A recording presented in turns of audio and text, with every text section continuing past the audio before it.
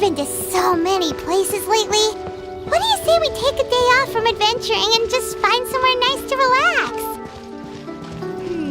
Let Paimon think. Where are some nice places we could go? Oh, why don't we pay Cloud Retainer a visit at Mount Outsong? It's been a while since we last saw that illuminated bird. She's always the one popping up out of nowhere and scaring us half to death. So let's surprise her this time.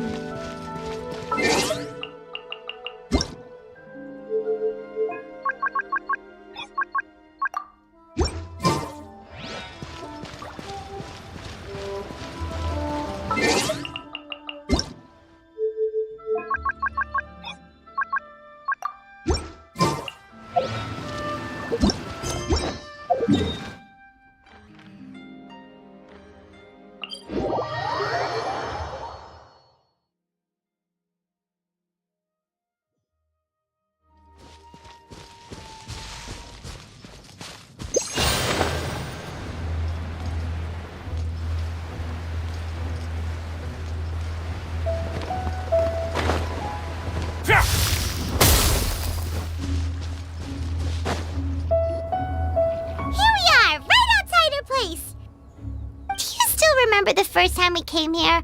We even brought offerings and everything. And when we told her that Rex Lapis had been assassinated, she immediately threatened to squash Liyue Harbor. Paimon thought she'd be impossible to get along with. But now that we've spent some more time together, she's really not like that at all. We probably don't need to bring any offerings now that we've gotten to know her pretty well, right? Still, Paimon's got some snacks around here somewhere, so if she really wants something, we can just use that. Huh? Traveler, did something catch your eye? Whoa, what a pretty lady. Is she also here to visit Cloud Retainer? Yeah, you're right. All it takes is one look and you can tell she's someone special. As expected of that bird lady, really. She must have a whole bunch of Adepti friends from all over the country. Okay, but if we're both friends of Cloud Retainer, then we're basically friends by association, right? Want to go up to her and say hello? Helping you make more connections is a part of Paimon's job as your reliable guide. Paimon's got this.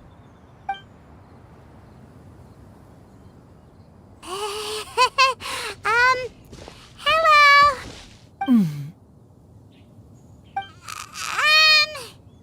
Paimon is Paimon!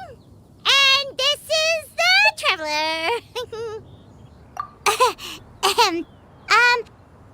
Paimon doesn't think we've met, but we're also friends of Cloud Retainer. May we have the pleasure of learning your name, Madam Adeptus? You two... What is this tomfoolery? Has this shift in form so clouded your eyes that you no longer recognize one anymore? Wait, you're... Huh? You're the illuminated bird? But you look... human! How did that happen? Oh, donning human form is scarcely any test of one's abilities. As for your confusion, one merely had no reason to indulge such inclinations before. So, you're indulging now because? Well, one has made plans to pay a visit to some disciples at Liyue Harbor. Taking on a human form for such a trip is simply a way to make matters less conspicuous. You? Worrying about keeping a low profile? You're the one who likes to pop up out of nowhere all over the place. In fact, Paimon can think of several examples. Like last year, when you suddenly appeared on the top of a roof without any warning, or...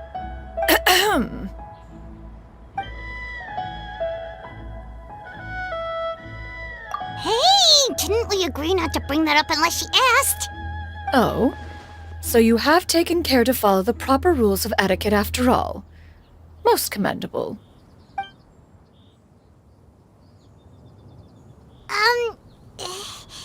Well, this is all Paimon's got. You don't mind, right?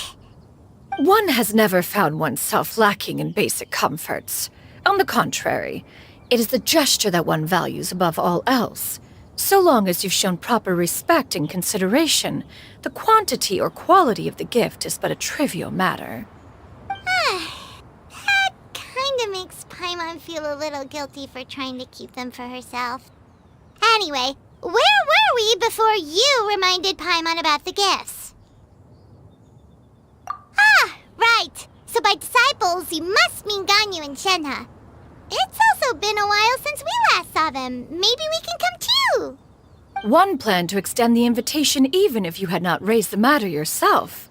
Shenhe and Ganyu should be quite pleased to see you again. However, one would first inquire as to the reason behind your visit here. You have cause to seek one's company? Yeah, we just found ourselves missing you and wanted to see how you were doing. We were hoping you'd tell us one of your stories. Who knew we'd run into your human form while we were at it? Is that so? If there are no urgent matters at hand, then let us make haste for Liyue Harbor. Ganyu is likely still working at Yue High Pavilion, so that shall be our first stop. Sounds great! Then let's all go to Liyue Harbor!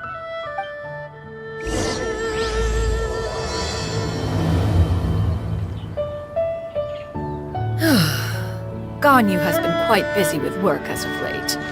One can count on one talon the number of times she returns to Mount Aocang each year. Shenhe has also secured employment recently. In her correspondence with me, she wrote that she shall have no need to return for the foreseeable future. Did they think one was so easily mollified? One shall investigate everything with one's own eyes and decide for oneself if their living conditions are satisfactory.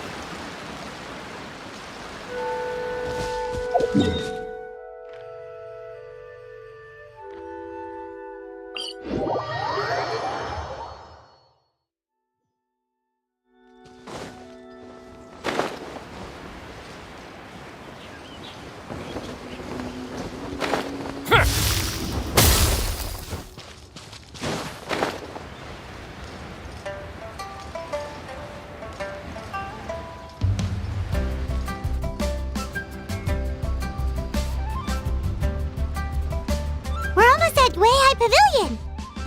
Hey, do you think Ganyu will be shocked to see Cloud Retainer like this? Guess we have no idea if Shenhe and Ganyu have ever seen her in this form before. Wait, where did she go? Why are you just standing there, Cloud Retainer? Quietly now. One shall stay here. You two can go and meet with her. But why? Isn't it better if we all go together?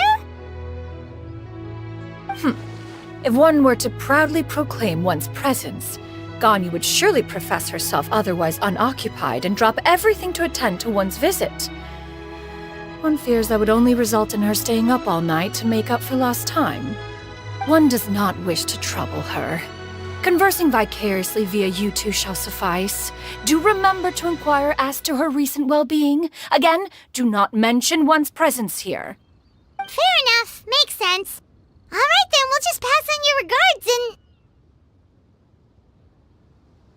Cloud Retainer? Oh, busted. Is that lady someone you know, Ms. Ganyu?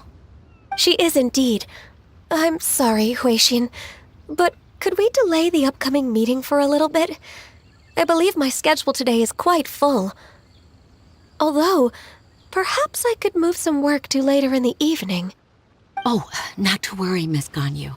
I'll make the necessary arrangements right away. Thank you, Huixin.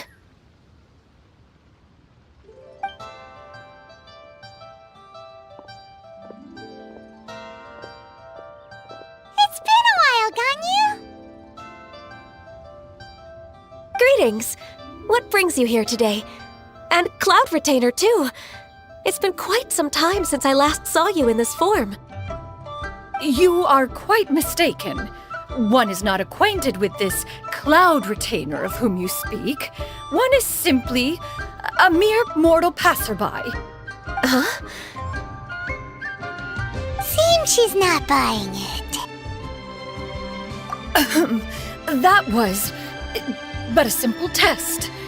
One did not expect you to be able to recognize one so easily, especially after so many years of only seeing one's other form.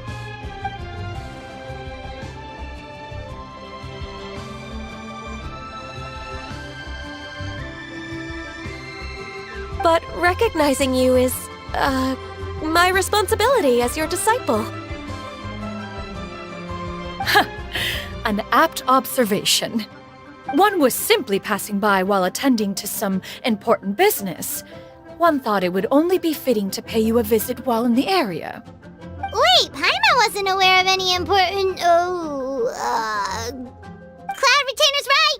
We've still got something super important to do, so we can't stay here for too long today. Oh, is that so? But it's been so long since we last saw each other. One simply desired to see you and had no intention of interrupting your work. A quick conversation should suffice for today. A more involved reunion should wait until you find yourself less occupied. I understand. That should be fine. While one acknowledges the amount of work that you have to deal with every day, one must also remind you to rest. Though Adepti blood flows through your veins, excessive exhaustion will still cause grave harm to your body. It still makes one nostalgic to see you as you are now, respected and independent. When you were young, you oft begged one to cuddle you to sleep when you suffered from nightmares. Cloud Retainer! Stop! If you insist. We are running short on time regardless, so one will refrain from going into each and every story. Why don't you continue your conversation? One shall simply stand by and listen. Wow, you've been to so many new places since the last time we spoke. If you ever need anything, please just come find me at Uehai Pavilion. Also, forgive me for my presumptuousness, Cloud Retainer, but if you plan to continue appearing in this form, don't you think it'd be helpful to adopt a human name? A human name? Huh. You raise a valid point. Considering the sheer extent of one's renown, Cloud Retainer is surely too recognizable as a name. You really think so? Not that you're not famous or anything, but that famous? You presume to know the extent of one's illustrious achievements. One would hardly think such a thing to be possible. Nevertheless, Ganyu's advice cannot be ignored. From this point on, when in public occasions, be sure to refer to one as Shenyun. Canyon? I assume that's a reference to the full record of Pristine Pavilion. An adeptus of years past would rise with the clouds and rest with the moon. They were enlightened and wise, free and unfettered. The writer referenced Master's name to describe her carefree and spontaneous nature. Oh, that sounds super cool! Paimon feels like only the most powerful of Adepti could rise with the clouds and rest with the moon. Actually, those lines were originally written to describe Cloud Retainer herself. Huh? Wait, so you're really that powerful? And what of it? Did you truly take one to be nothing more than a bird of bigger than average size? Not exactly. To be fair, Cloud Retainer rarely speaks of her past accomplishments. The tales of her past can only be found in ancient texts. It is said that once, a long, long time ago, there was a severe drought in Liyue. Left with no choice, many people left their homes, while others spent day and night praying to the Adepti. Although I did not live through such tragedy, simply reading about it is enough to gain a visceral understanding of all the pain and desperation during that time. On top of the drought, a noxious gas also began to spread through the land. If not for Cloud Retainer's efforts, much of Liyue would be nothing more than a barren wasteland today. The books had this to say about what happened. Upon arrival, the Adeptus borrowed the wind to retain the clouds. Immediately, the clouds gathered together, and abundant rain burst forth from the heavens. Drought and plague were both driven away, and the people were saved. Wow, that's incredible! Mortal records add embellishments to dramatize past events. One did merely what one ought, and even if one had not interceded, the other Adepti would surely have stepped in to help. Even so, you stopped an entire drought! Can you really control the weather like the book said? Oh, Paimon suddenly has a lot more respect for you. So it was Paimon's bad for calling you Illuminated Bird before. You're not too mad, are you? How laughable.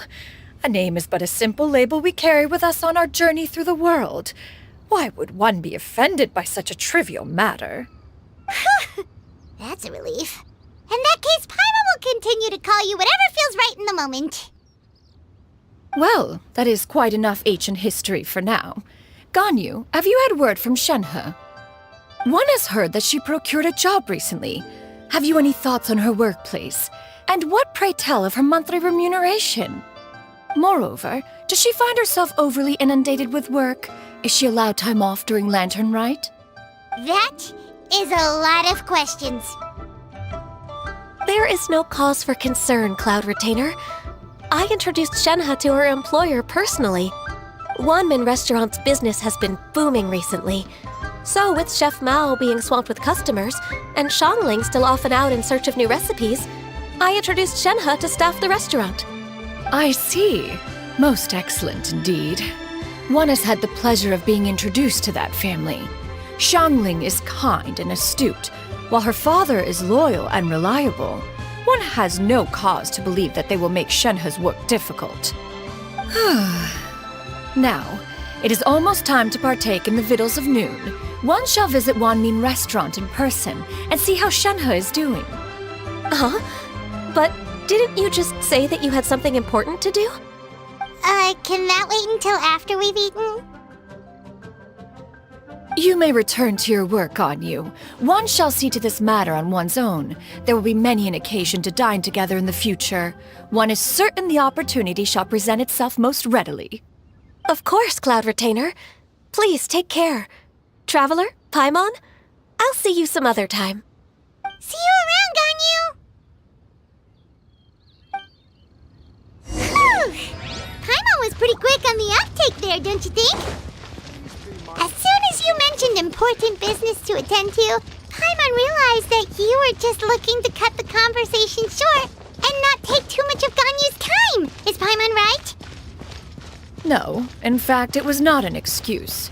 One is indeed visiting Liyue Harbor for an important purpose. Wait, for real? The moment is not yet upon us.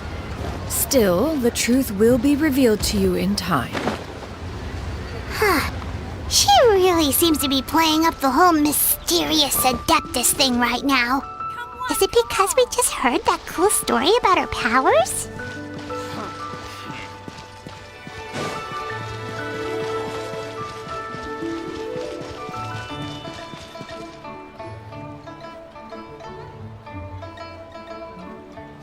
You get what I'm saying, right? Yeah, how can I not? Not even fine food is enough to distract from the presence of a fine lady, eh? Oh, I'm far more interested in getting her details than ordering any dishes. Hey, how about you ask her? You do it! No. I think you should. Wait, she's coming. What can I get for you today? Greetings, miss. I was just wondering if you'd be willing to... What would you like to order?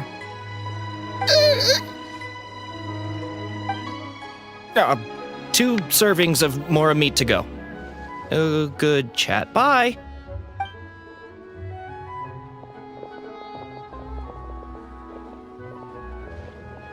Shenhe! Welcome. It's been a while. May I take your order? Don't welcome us as guests and greet us as old friends in the same line. It's weird. Mm-hmm. Oh, and this is? This is Miss Xinyun. Master? Huh? One does not recall ever revealing this form to you before. How were you able to ascertain one's true identity with such ease? I've trained and lived with Master for more than 10 years. I would recognize you no matter what form you take. You... Is something the matter, Master? Hardly. Hardly. One simply learned of your employment from your letter and came to check on your well-being. And check out the great food, too! Indeed. It's almost lunchtime. My apologies. I'm still on the clock and can't talk for very long. Well, if it isn't the Traveler in Paimon, are you here for Shenhe? The lunch rush isn't in yet, Shenhe. So I've got things covered for now. Go ahead, sit down and enjoy some time with your friends. I'll let you know if things pick up. Thank you, Chef Mao. Woohoo!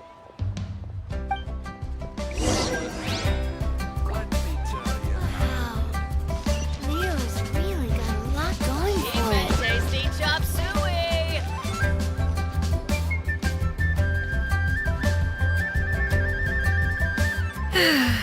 It is just as one expected.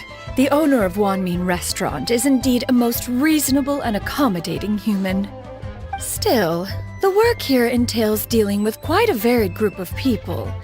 Has this been difficult for you, Shenhe? It's been manageable so far. I sometimes run into strange people, but I have figured out a way to deal with them. Seems like you've been making progress. So by dealing with them, you mean...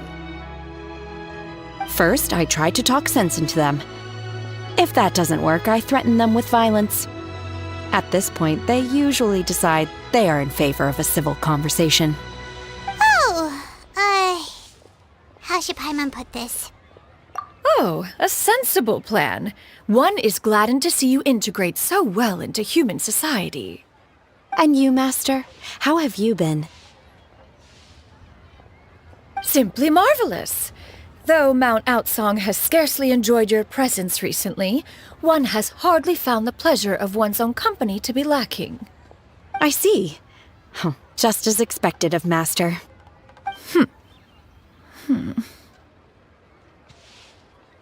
I have missed Master quite a bit too. Even though work has been busy lately, I've already had a conversation with Chef Mao about taking some time off soon to visit Master. You did? Do make note of such matters in your letters in the future. There's hardly a need to keep one in suspense. Whoa. Her mood shot up just like that. By the way, Master, since you are in Liyue Harbor, have you had the chance to visit Ganyu? Indeed. She is similarly preoccupied with her work. There was time only to exchange a few simple pleasantries. Ganyu told us the story of Cloud Retainer's name. It was amazing. We never knew how powerful she was before. I see. In that case, allow me to also share a story about Master's past. Oh? Is that a problem, Master? I believe this to be a good topic of conversation. No, not a problem. One was simply caught off guard. But no matter. Please, proceed. One is most curious to see how much of one's own conversational prowess you possess. Master once participated in a race against Mooncarver. After Mooncarver lost, he insisted that Master's ability to fly gave her a natural edge in such a contest. In response, Master agreed to forego flying in return for being able to use one of her devices in the race. Mooncarver accepted, only to find Master with a brand new device on the day of the contest. What kind of device was it? It was a mechanical vehicle made out of iron. What was it called again? Oh, an electro-powered bicycle? Oh, you refer to the bicyclical Thunder Flashmobile. One spent 49 days conceptualizing and crafting it. It need only be infused with adeptal energy, and it can cover thousands of miles in one day. Oh, it boggles the mind why Mooncarver ever supposed he might best me in a contest of locomotion. Though he sprinted with all his might, he could barely keep up. Alas, the one flaw of my mechanism lay in its weakness against mountainous terrain.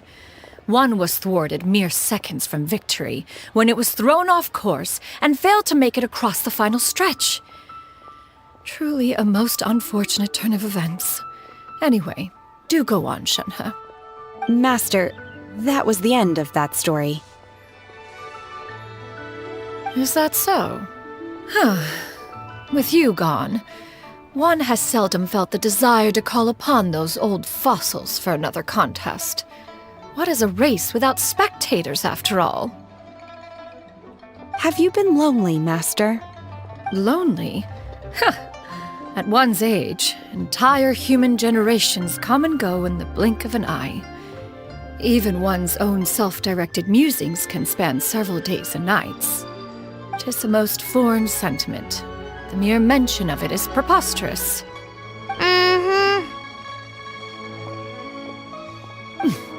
What is the reason for that look upon your face? It's nothing. It's just... well, Paimon gained a lot of respect for you after listening to that story of you summoning the rain and everything.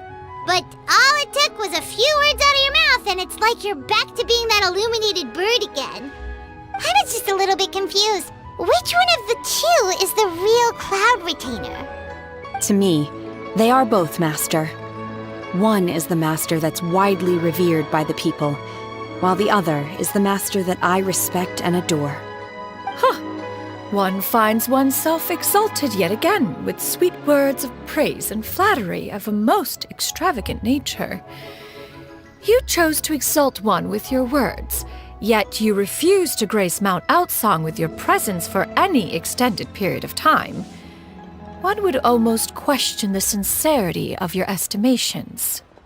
This is not to say that your words paint an inaccurate picture.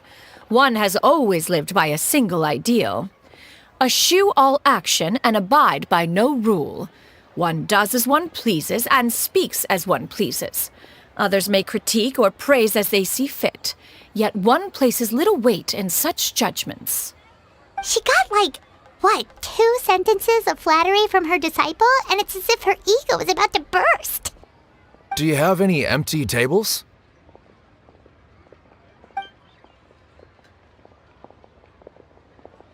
Hey there, could we get another fish stew?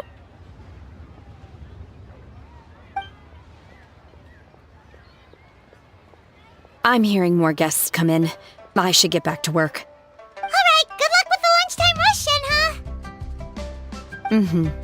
I'll try my best.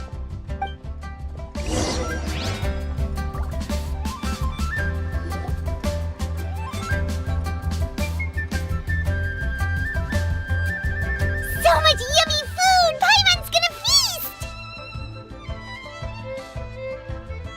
One is fond of all kinds of delicacies and delights in a multitude of flavors.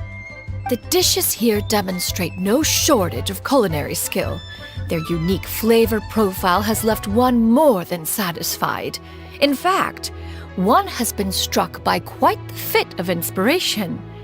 One has already begun to conceptualize the next generation of supreme cuisine machines. Everything's so tasty! A bit too hot at times, but still super tasty. I'm sorry, miss, but our tables are full. Shall we try somewhere else, Granny? But it smells so delightful. Can we really not eat here? My poor legs can't go on for much longer. Well, you could always check with some of the other guests and see if anyone's happy to share a table. Okay, I'll ask around.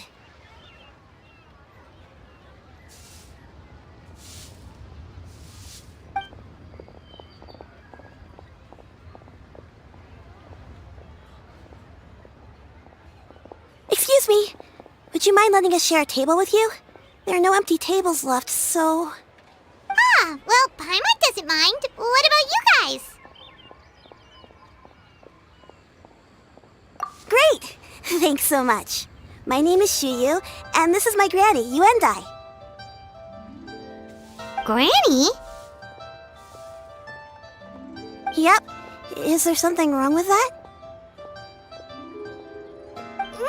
No, Paimon's just a bit surprised! She looks so young. Yeah, a lot of people compliment Granny on her youthful looks, but she's actually much older than she appears.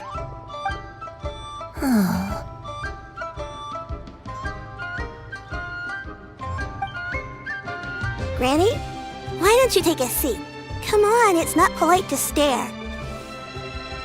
Huh. Have we met before? No. 'Tis a fated meeting, then. Please, take a seat. What would you like to eat, Granny? I can order for you. I want braised earthworms. They always pop up out of the ground after a rainstorm. No, not this again. Granny, there's no braised earthworms on the menu. Braised earthworms?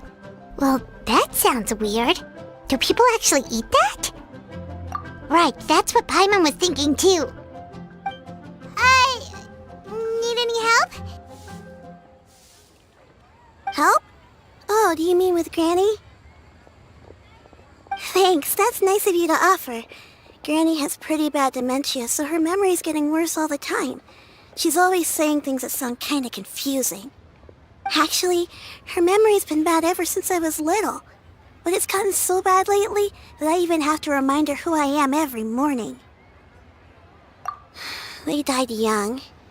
It's just me and Granny now. Oh, But it's okay. Don't feel bad. Granny loves me a lot, and I love her a lot too. Sure, it's hard at times, but you just gotta make the best of the life you've got. wow. You're really tough for your age, kid. You're too kind. And me? Oh, what about me? You're tough too, Granny. Plus, you're really gentle, and you're always there for me. Yes, and it's hardly as if I forget everything. I still remember the important things.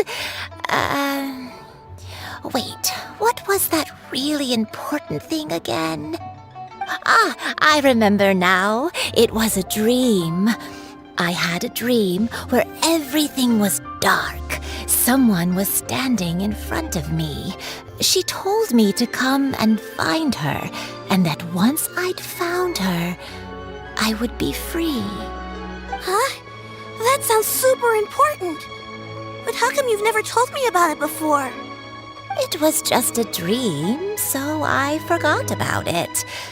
But I'm in a good mood now, and somehow I remembered it again. You know, I believe I've had this dream a great many times. But just how many times have I had it? Now that I do not remember. Wait, so you have a reoccurring dream where someone's talking to you? That sounds spooky. Does that mean you're possessed? Unlikely. Her eyes are clear and her breathing remains calm and level. One sees no signs of possession. Are you sure? Who do you take me for? Is one not an adept? Am I not an expert? You're right. Paimon almost forgot you're the expert. In that case, do you still remember what the person in your dreams looked like, Granny? Not anymore. Although, I have a sense that she looked rather like me. But not as I am now. My younger self. A younger version of Granny? This is just getting weirder and weirder. What is going on here? As one said, fate must have brought us together. You may leave this situation to me. Are you sure? So, what are your names? Paimon's Paimon. Just Shenyun is fine. Thank you all so much for offering to help. But first, I'm sorry for asking, but, how do you want us to pay you back? Oh, we don't need any payment for this.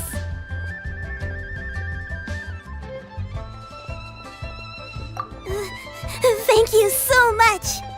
You're welcome.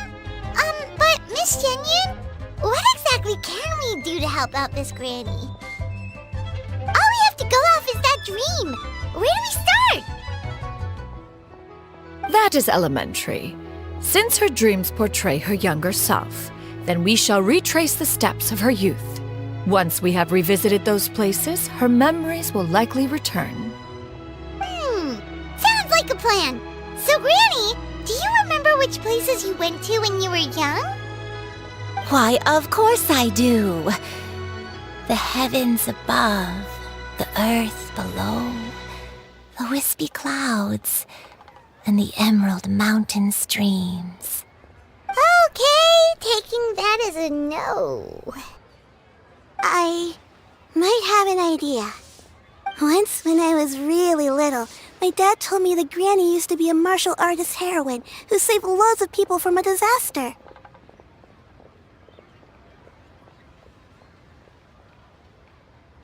If it's true, then maybe they wrote about it in the history books or something. A martial arts heroine? Oh, Shincho knows tons about Liyue's chivalric traditions. If anyone knows about the heroes of the past, it's him. Let's go find him at the Feiyun Commerce Guild. Are you leaving already? But I'm still hungry. I'll go order some food, Granny. If there's nothing on the menu you especially want, I'll just get a few different things. It seems we must part ways for now. The Traveler and Paimon are bound for the Feiyun Commerce Guild, while Yuendai and Shuyu shall remain here and partake of their lunch. As for myself, I have matters to discuss with Streetward Rambler. Streetward Rambler? Oh, you mean Madam Ping! Precisely. Let us meet at Yujing Terrace once you are ready.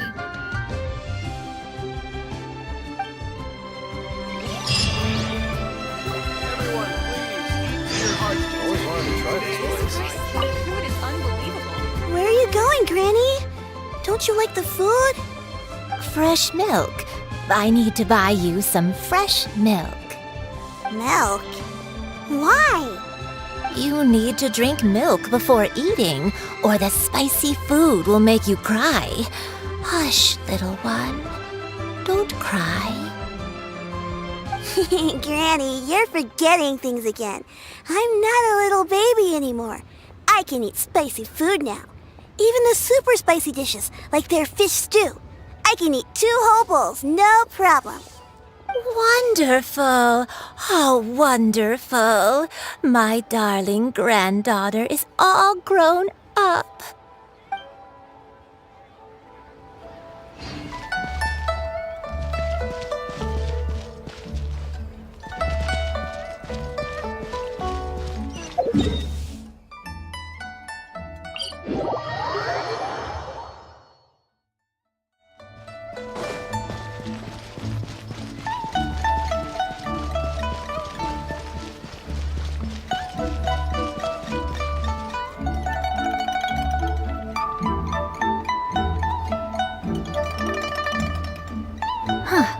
It's you two. What brings you here? Shincho! Great, we found you! We wanted to ask you about something.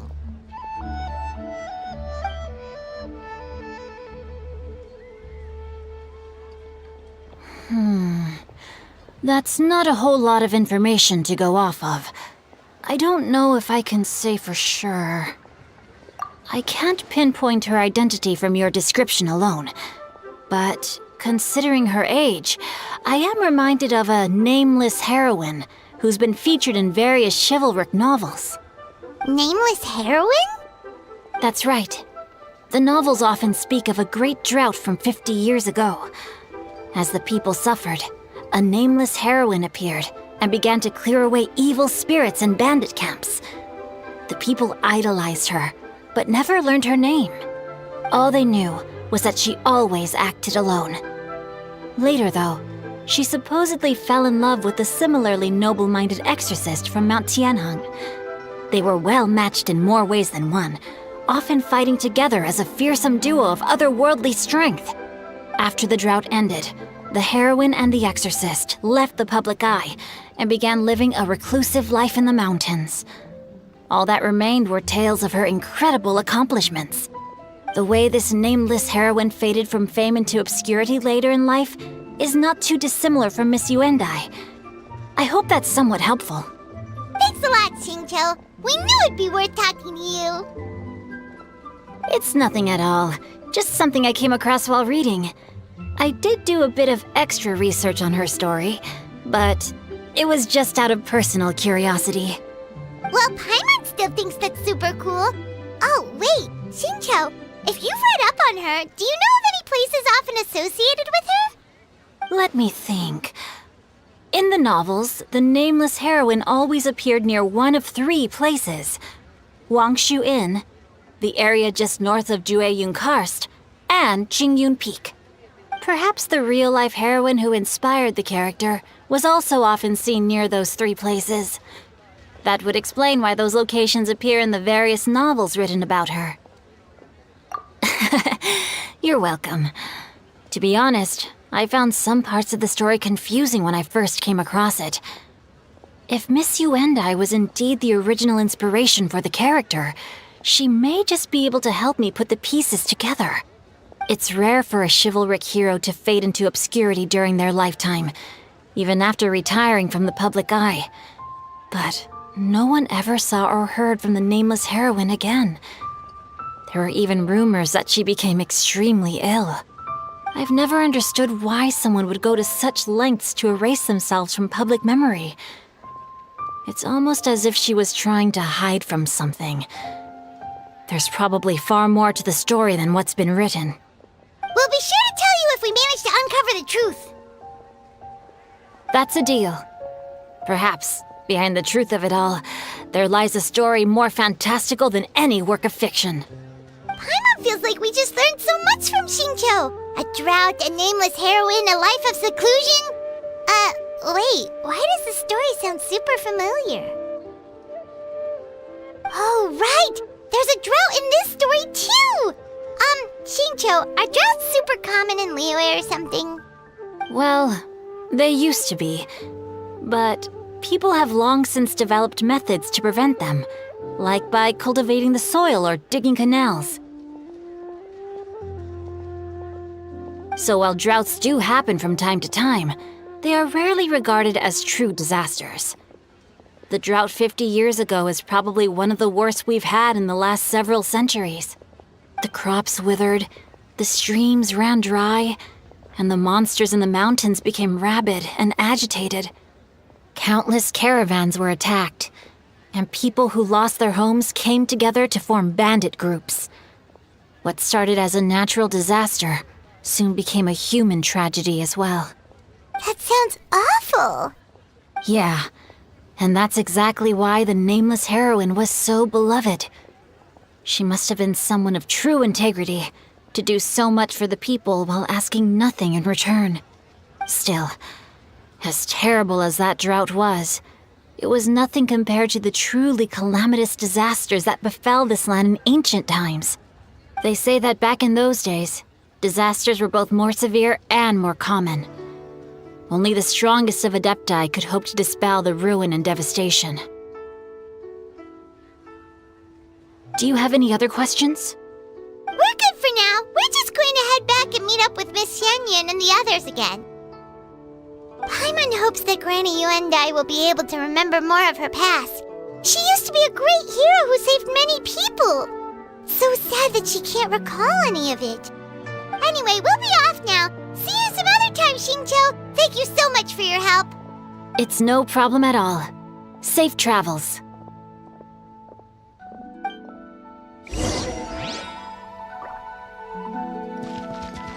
Time erases everything. Even the greatest of heroes will have their legacy reduced to the small fraction of their deeds that were committed to paper. But I think the magic of chivalric novels lies in the way you can catch glimpses of a noble soul from a few mere paragraphs.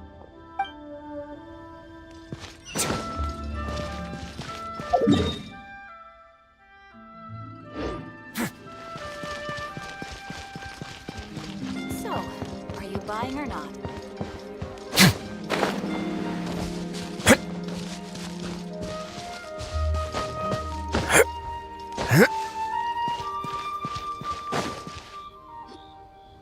have recorded the tune that you requested. I hope it will be of help to you. Oh, thank you. Straightward, Ping, what has amused you so? Oh, it's no serious matter. I was just reminiscing about the last time I saw you in this form. Time has wrought such change in this world, and yet you appear just the same as ever. Time has little bearing on one's existence, nor has one keenly felt its effects whilst dwelling at Mount Outsong. Nevertheless, Ping, one would like to seek your counsel on a personal matter. Oh, why so formal all of a sudden? I must say, you're making me a little nervous. What is it? Well, the inquiry is as such. Approximately how much more would one need to afford a comfortable life in the harbor, not unlike the one that you yourself lead? It does not require as much as you may think. Still, do you mean that... Club retainer, Madam Ping! What are you two talking about? Nothing save for some trivial matters. Have you unearthed any useful details? Shinto has a theory, but let's save it for when Chuyu and Miss Yundai have joined up with us again.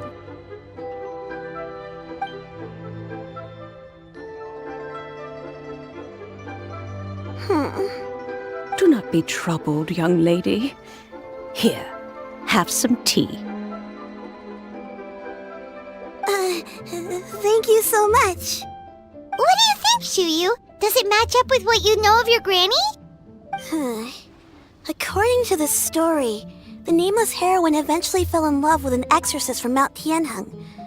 Maybe that's my grandpa. I don't have many memories of him, but there was this one time I found a box in our attic full of a bunch of weird sigils. I think so too. Granny might remember something once she's returned to a familiar place. What marvelous tea! I can taste the dew's sweetness in this cup. It's as if I was taking a stroll in the mountains, thoroughly one with nature and at peace. Is that so? Then please drink as much as you like. There's no need to hurry. At our age, it's always nice to slow down and take the time to appreciate pleasant conversation among friends.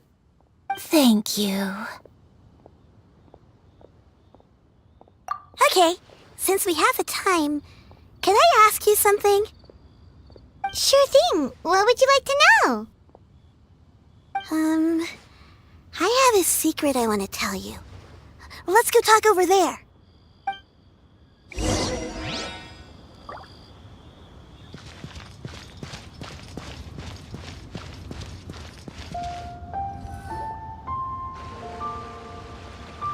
What's wrong, Chuyu?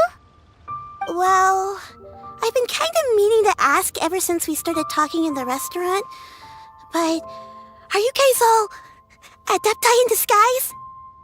Oh! About that. Well, you guys just seem super special. Plus, I think I might have heard Miss Shen Yun call herself an adeptus. Oh, must have been a slip of the tongue. Shen Yun, since you were the one who, misspoke, maybe you can explain to Chuyu here what you really meant by that. One is indeed an adeptus. Is that of some concern to you? Huh? I knew it. Well, one time when I was a little kid, I saw a pure white illuminated crane. I had this super high fever, and Granny wasn't around. I was feeling all icky and gross, but then this snowy white crane flew down from the sky. She put me on her back and flew me to her cool Adeptus house and fed me some sort of magic potion. When I woke up, I was already back in my bed and my fever was gone. I really wanted to thank her, but I was too sleepy to stay awake, so I never got the chance. So, I just kind of wanted to ask if maybe any of you have ever met an Adeptus like that? A pure white illuminated crane? The only two we've ever met are blue and white and black and brown. Have you ever met one that's pure white, Cloud Retainer? Never has one met an Adeptus with such features. One surmises such a description is but a hyperbolic embellishment that oft results from narrative accounts. That's weird. Was it really just a dream then? Well, even if it was just in my head, it doesn't matter that much anyway. All I really want is to help Granny recover her memories. I'm really grateful for all your help. Leave it to us! Now that we know the 3 locations, we just need to visit them one by one. Let's go to Wangshu Inn first. Okay, I'll go get Granny.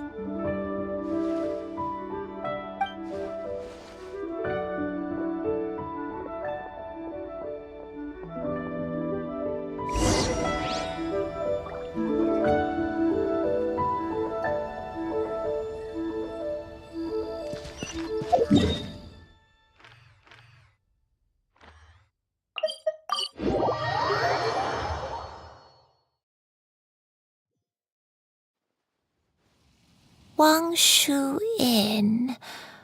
Wangshu Inn. Do you remember this place, Granny? Yes. The fish here is very delicious. And if you look out into the distance, you can always spot a bird that's been left behind by its flock. I believe I used to have a room here. It had a window. Yes, I spent a lot of time looking out that window. Which room was it again? Let me look. I'll come with.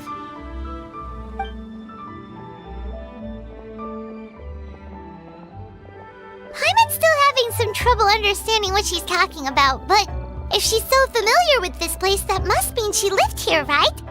Wait, huh?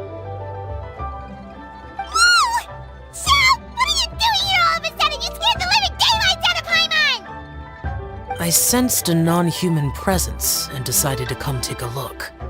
If you're here, then there's likely no trouble afoot.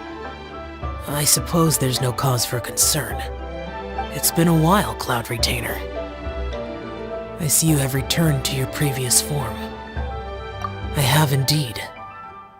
I fought alongside her in this form on many occasions during the Archon War. Oh, wow! What was she like during the war? Oh, wait, let Paimon take a guess. Was it anything like this? Behold, the glory of one's newest invention, the Bang Bang Continuous Fire Mechanism. Hands up and surrender, or be prepared to face the full might of the Adepti. An impressive imitation. Paimon knows her all too well. Even so, Cloud Retainer was not always as ostentatious as you describe. You may be unaware, but her talent with Adepti sigils is just as formidable as her skill in mechanics. The Archon War reached its peak after Guizhong's death. The Cloud Retainer who fought beside me in those devastating battles was taciturn and solemn, only speaking when she had to activate her sigils. A Cloud Retainer who barely talks? Paimon can't picture it. But what happened after that? If you were so powerful in your human form, why did you decide to take up your bird form again? Once one had bid farewell to the world of mortals, what use would one still have for such a shape? When dwelling between mountain and forest, away from the struggles and troubles of the mortal world, a mortal form is hardly the most fitting of choices. After the war, Cloud Retainer retired to Mount Outsong, only revealing herself to the occasional visitor, and always in her avian form. Although I do believe there was an occasion some 30-odd years ago when she decided to don her human form. I believe it was for the purpose of... One believes there is little need to relive bygone matters. Granny, are you okay?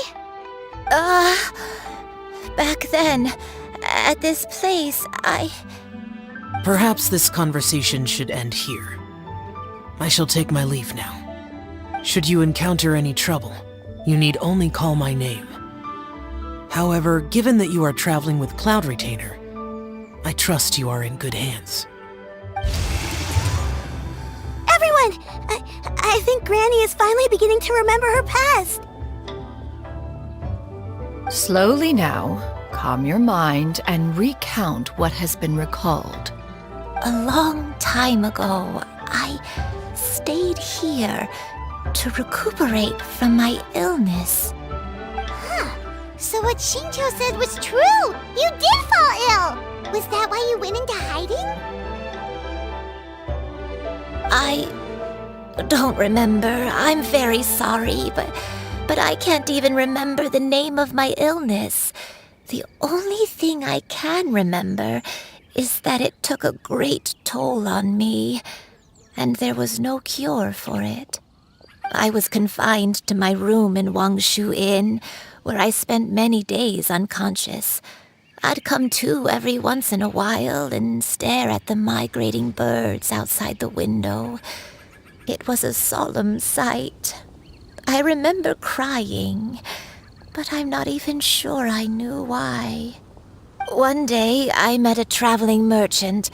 Upon hearing of my illness, he sold me a bottle of soul-revitalizing tea pills. He told me that the pills were concocted using Adepti blood and could be used to alleviate my symptoms. Sure enough, I made a full recovery. My illness remained dormant for several decades after that. Wait, but if your illness remained dormant for several decades, are you saying that what you're going through now is just a relapse of what happened all those years ago? And it was all thanks to the pills that you managed to keep the symptoms in check? Paimon's brain kinda hurts. Do you remember anything else? I'm sorry, I don't. Oh, if only I wasn't so useless. Hey, you're not useless. You've done so much for me. Watched me grow up. Raised me. How could you say that about yourself?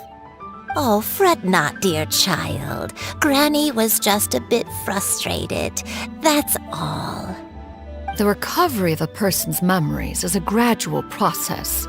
Finding pieces of one's past is always superior to not finding anything at all. Let us make haste to the next location. Next location. Next location. Oh, why don't we go to the area north of Dwayunkars next?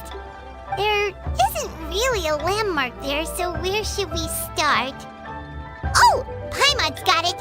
Let's check out the houses in the area first. After all, if she was there for any length of time, then she would have stayed somewhere, right?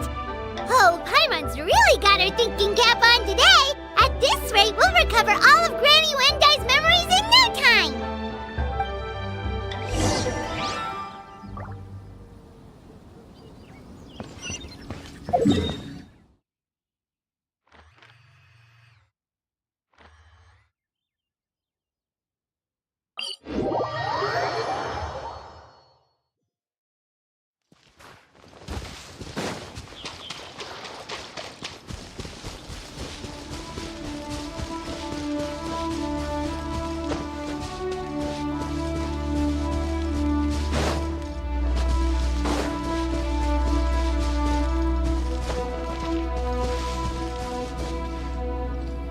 Whoa, why are there so many treasure hoarders here? Guess it's time to round up some bad guys. Boba!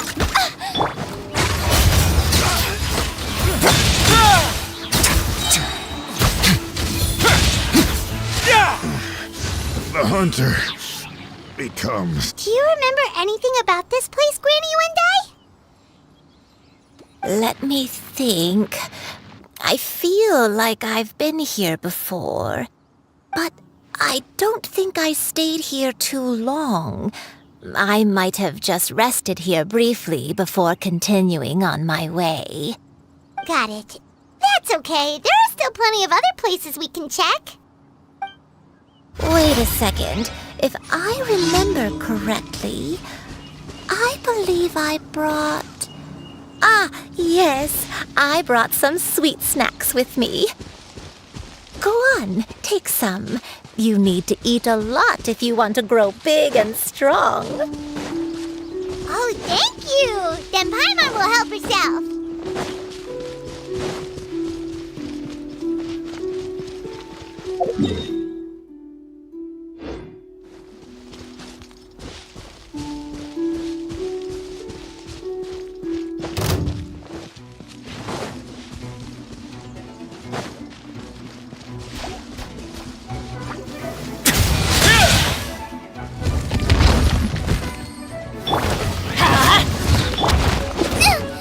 Out of the frying pan! Let's keep going, team. Let's begin.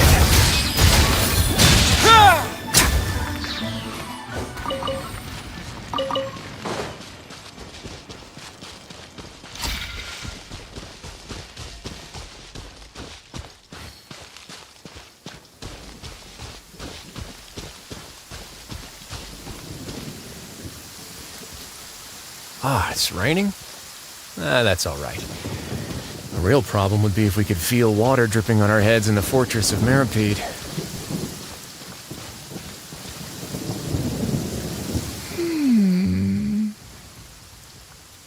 I don't remember this place at all. I don't think I've ever been here before.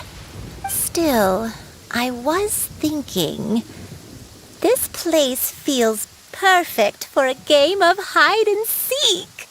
Huh? Why a game of hide and seek? I'm not sure. Maybe it's because I used to play that game a lot with Shuyu when she was younger. I don't remember playing it that much. Are you sure about that, Granny? We only played a few times, and we stopped once we realized I was no good at the whole seeking part. Ah, is that so? Then I must be mistaken. Not here then. Let's try somewhere else.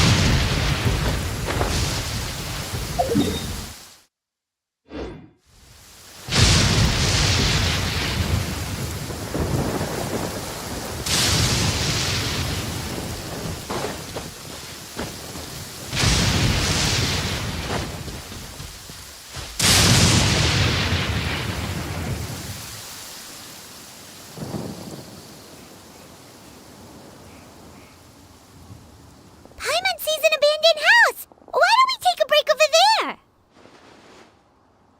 This place, it's...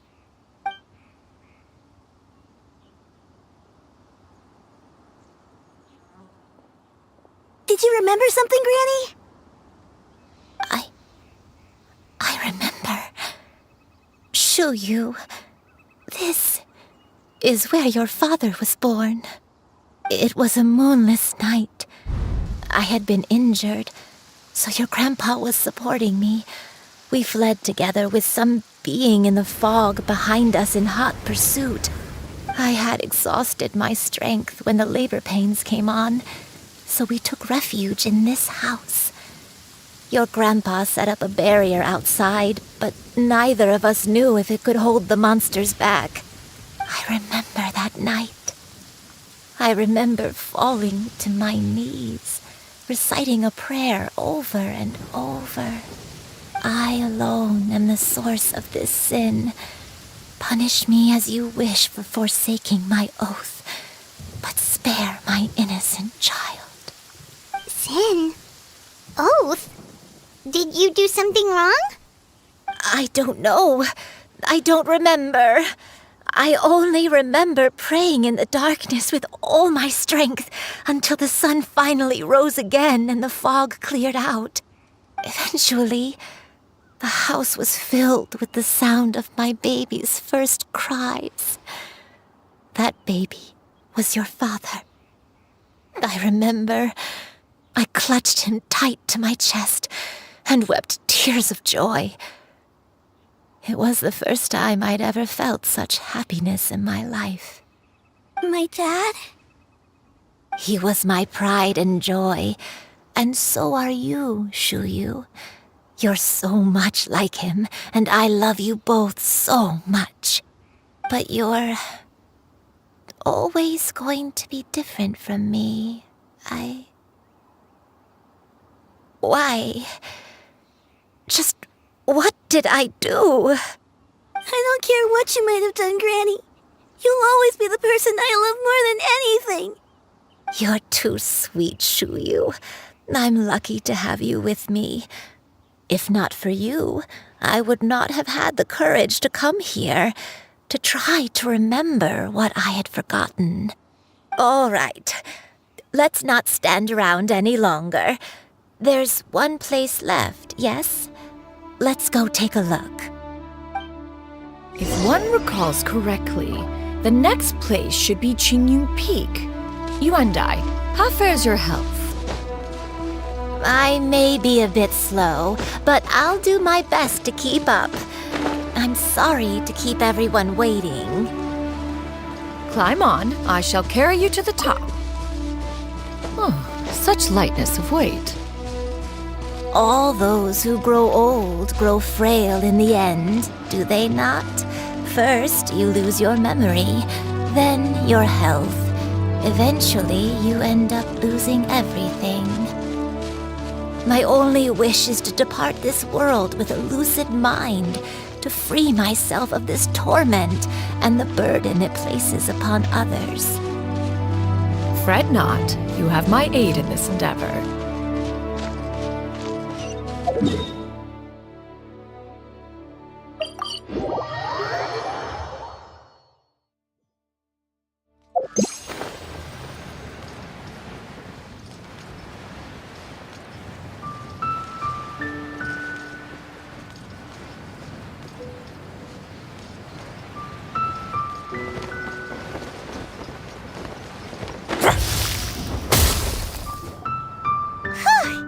We're finally here. Does this place feel familiar to you, Granny Let me see.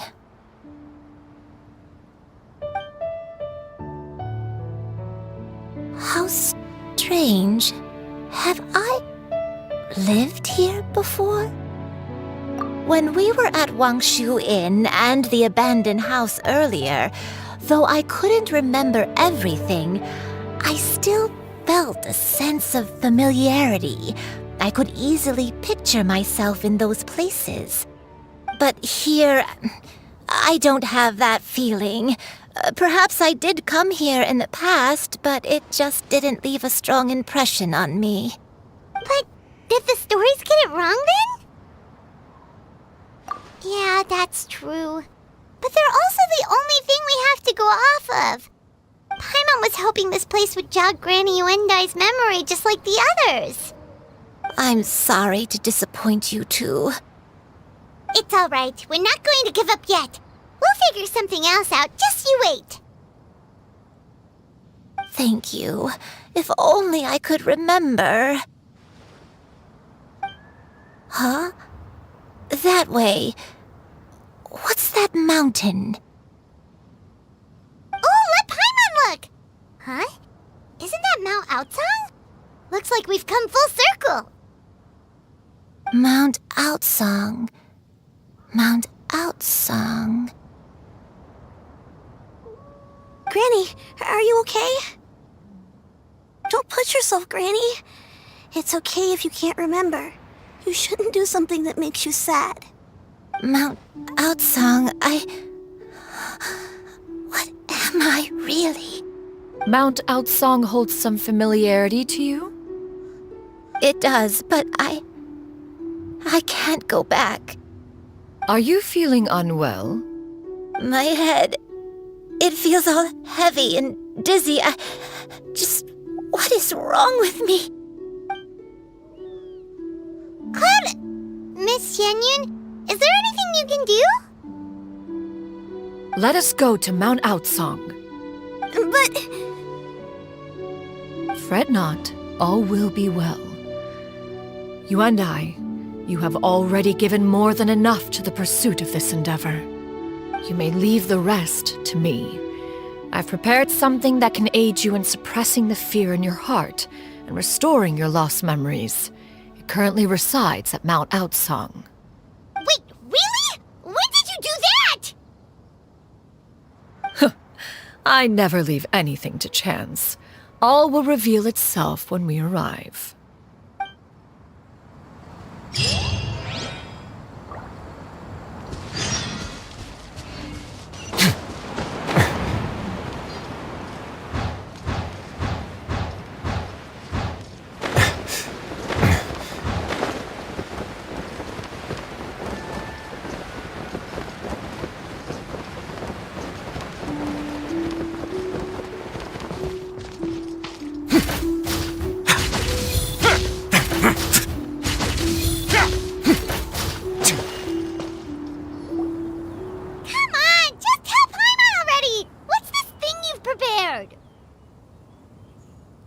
Here, this is it. Huh? But isn't this the mechanism that you were tinkering with when we first got here? Oh, is it another invention of yours? Precisely. A recent one at that. I am most pleased with the result. I call it the Suspensus Somnium mechanism. It periodically releases a soft breeze, which when paired with a gentle adeptal tune, can help the listener subconsciously relax and even enter a semi-hypnotic state. Soothing agitation and anxiety, relieving exhaustion and insomnia, its potential uses are numerous indeed. And of course, it can also aid in the recovery of lost memories. Whoa, what a cool gadget! But if you had it all along, why did you keep it to yourself until just now? We could have come to Mount Outsong right off the bat and saved time on a lot of floating. How preposterous. Had you and I not recalled much of her past through her own efforts, the device would have nothing to draw upon. We Adepti can only help those who first resolve to help themselves. Had she lacked such determination and strength of character, one would have little to offer in way of assistance. Paimon thinks she gets it now. Hey, what's that other thing? As previously mentioned, a gentle adeptal tune is required to take full advantage of the mechanism. One secured such a tune from Streetward Rambler. Only with her melodies can the mechanism reach its peak power. Whoa, Paimon can feel what you mean. Paimon's body feels light as a feather. It's as if she's lying down on a warm patch of grass after a super satisfying meal.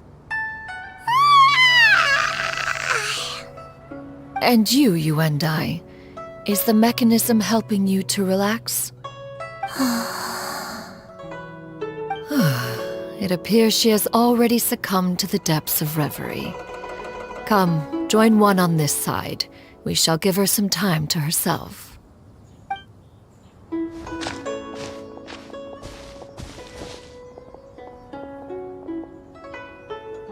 The drought is over. But why do you look like you want to cry? The potion. It's nearly run its course. I've never regretted meeting you. Not even for a second. Please. Please, no.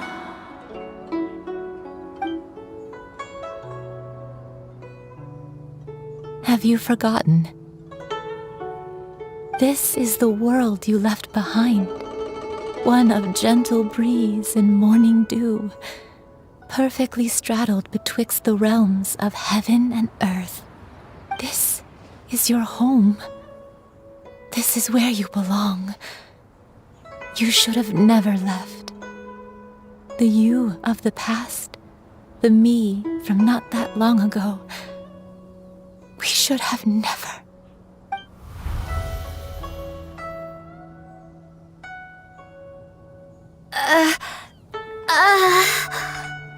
So that is the truth. No wonder this place is so familiar. Granny!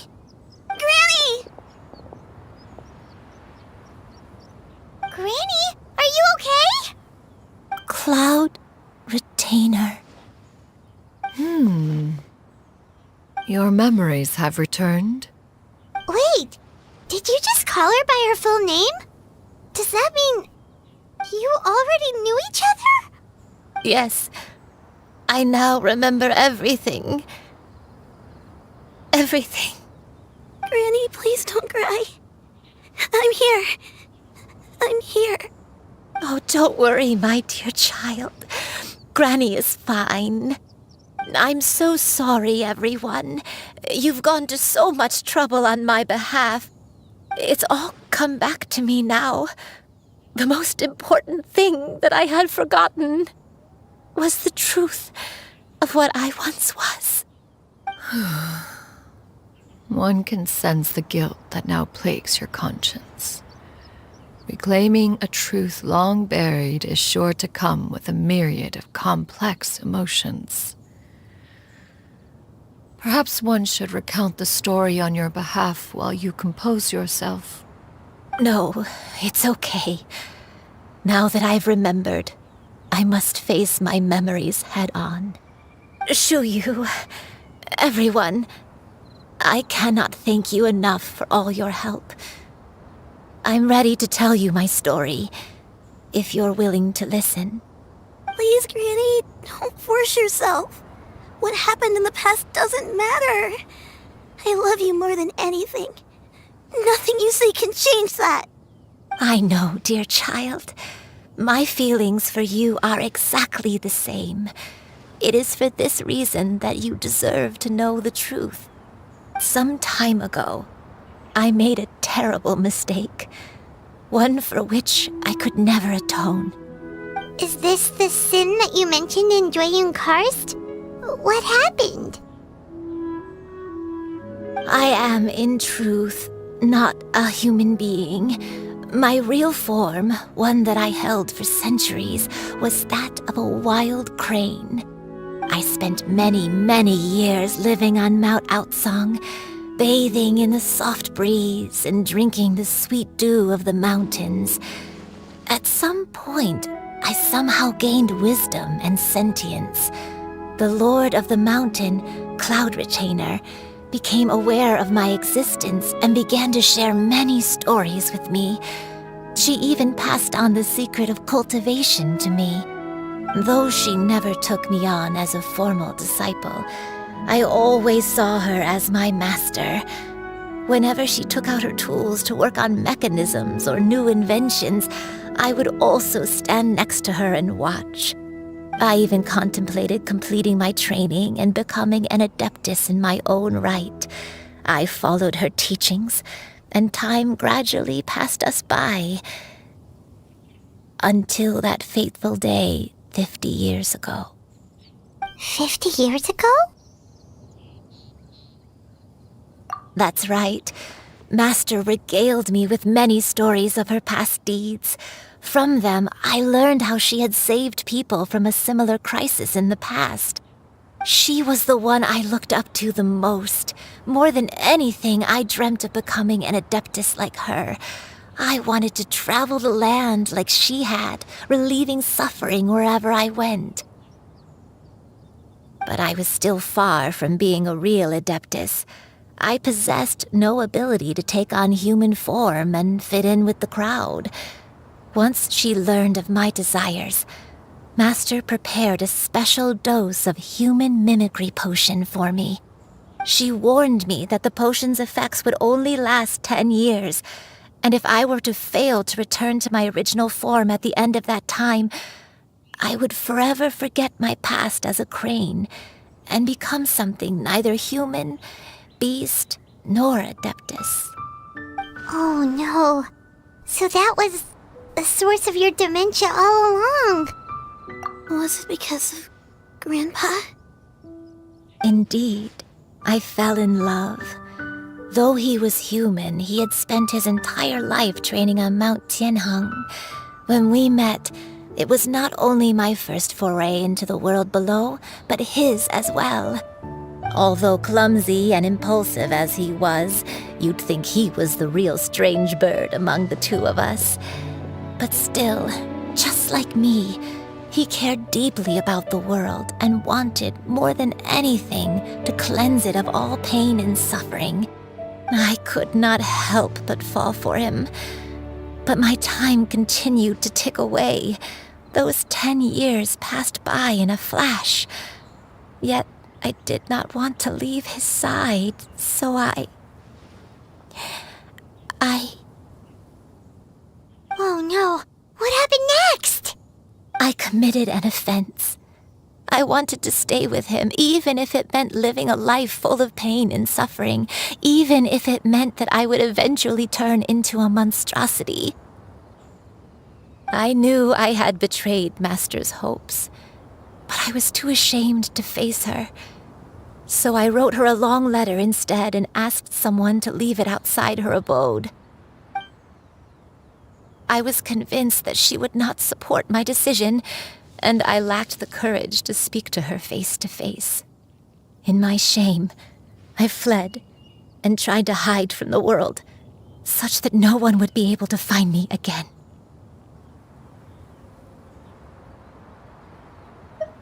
But that was only the beginning of my troubles. I began to suffer from a strange illness. My memories became hazy and confused, and I could no longer keep myself awake. I understood that my pain was caused by my refusal to return to the life I was fated to lead. Along with my memories as a crane, I soon forgot the true cause of my suffering as well. I knew only that I had committed a sin.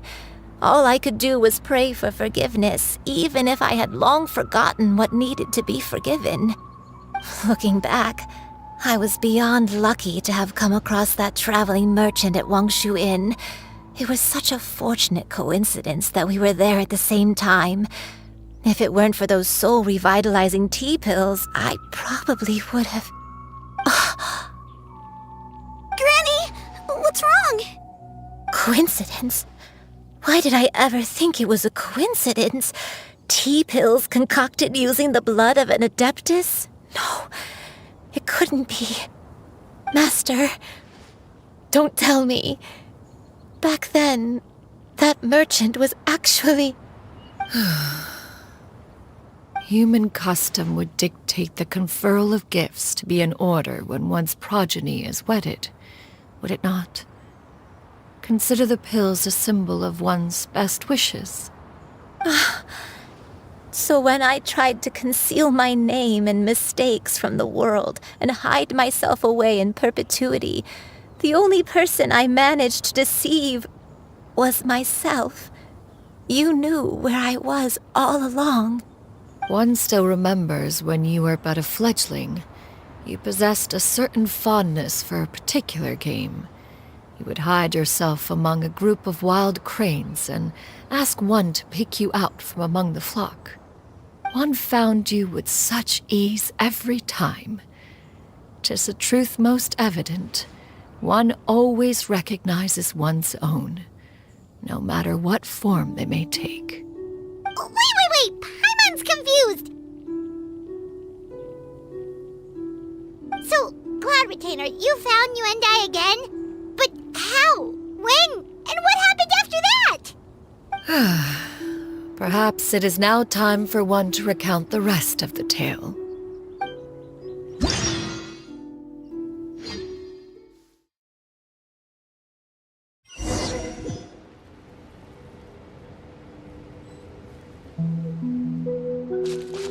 One was furious upon receiving your letter.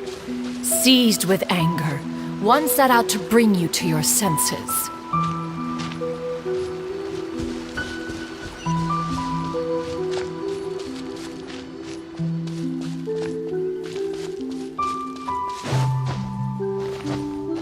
Yeah! Scatter!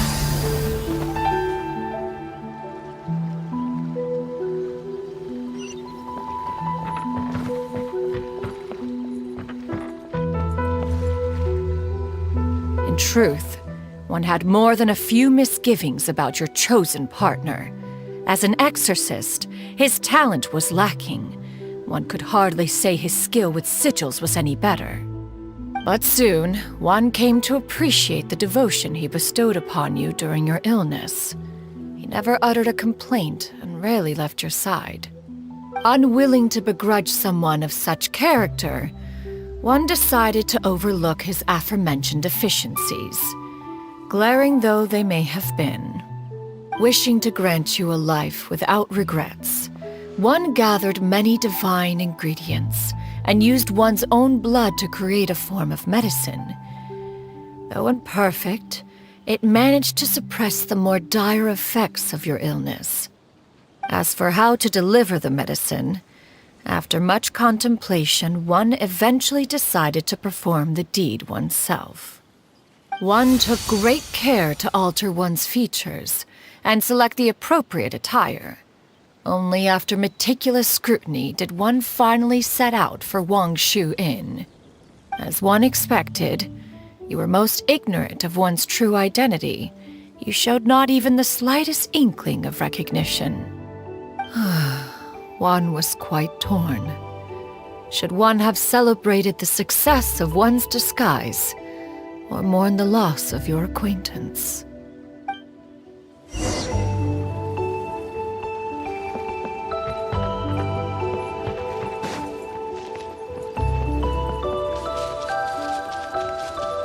Yeah! Skyward!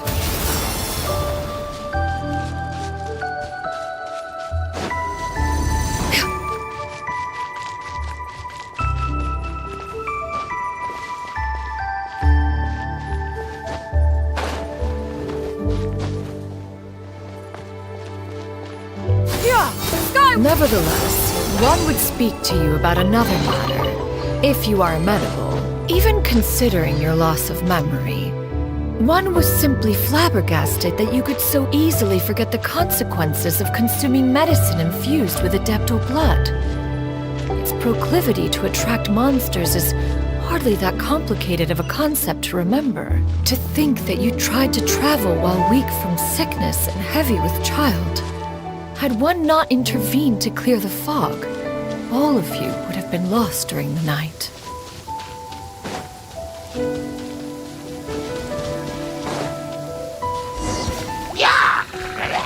Skyward! Scatter!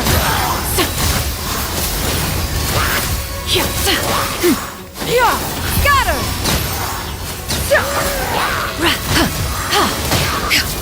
Yeah! Skyward! Make way for the Adeptus! Yeah! Scatter!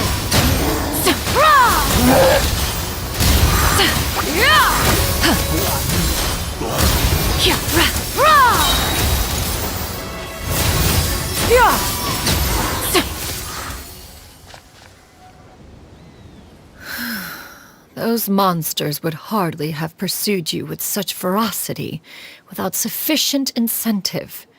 They were likely incited by the presence of godly remains. Said godly remains, in turn, were likely drawn to the trace of one scent on your body. One was, after all, an active participant in the Archon War. Some of the gods were likely shattered by contraptions of one's very making. In the end, one was relieved to see you endure through the night. At the break of dawn, one heard an infant's cry pierce through the air, and one saw you carefully cradle the child to your chest. Although certain mortal matters remain foreign to me, one could not help but be moved by your joy. To see you happy, that was more than enough.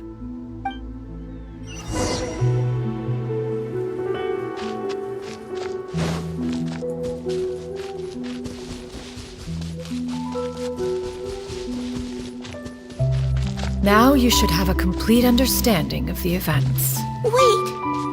But if that's true, then the crane who took care of me when I was sick must also be... Ah, one had almost neglected to recount the absurdities of that tale.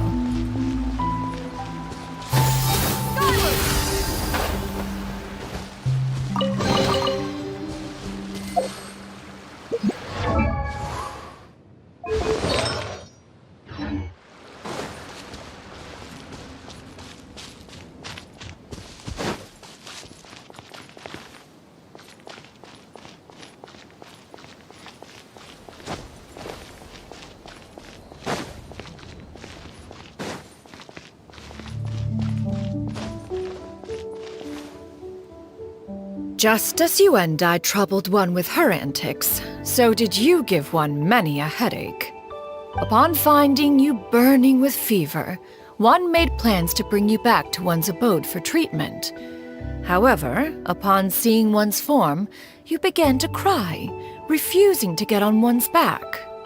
When one asked you why, apparently you believed that one could not possibly be a true Adeptus, because all illuminated cranes are white from tip to toe. One had no choice but to apply powder to one's body to conceal the variegated nature of one's appearance.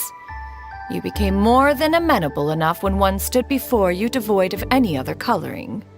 It bears mentioning, however, that as a crane, Yuandai was nearly entirely pure white in color. Though you had never encountered her in that form, you still recognize the essence of her being. Perhaps fate brought you two together in more ways than one.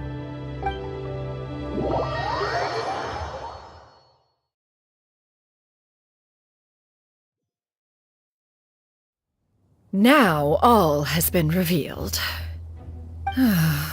One owes you an apology, Yuandai. One recognized you upon your very entrance into Wanmin restaurant.